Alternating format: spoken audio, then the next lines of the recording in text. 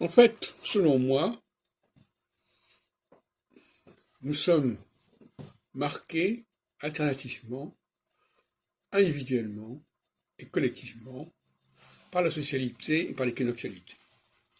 C'est que notre psychisme passe par des phases successives et alternatives.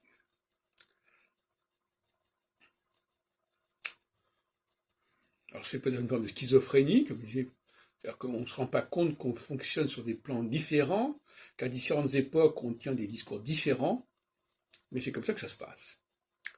Et l'astrologie est capable, stratégiquement, de dire à quel moment il va y avoir un basculement des comportements, des psychologies, des uns et des autres. Donc il s'agit quand même de prendre conscience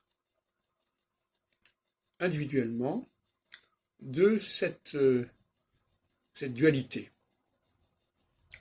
Parce que c'est une dualité. Tantôt nous sommes plutôt dans la mouvance équinoxiale, pendant 7 ans, et tantôt nous sommes dans la mouvance solsticiale, etc. Ce qui veut dire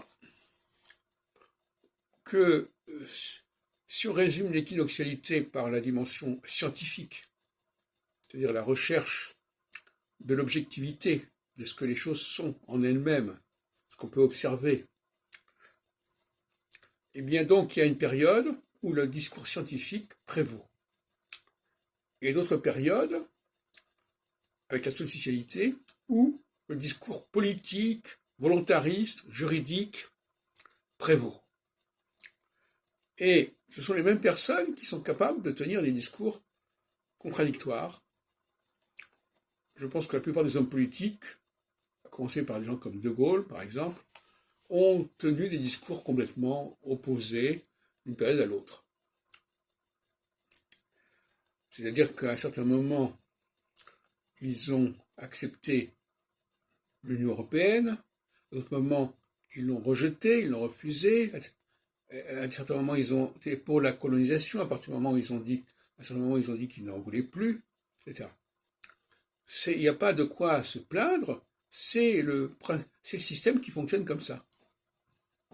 Alors, astrologiquement, ça signifie qu'il n'y a pas de psychologie statique. On peut faire la psychologie se prête à la cyclologie.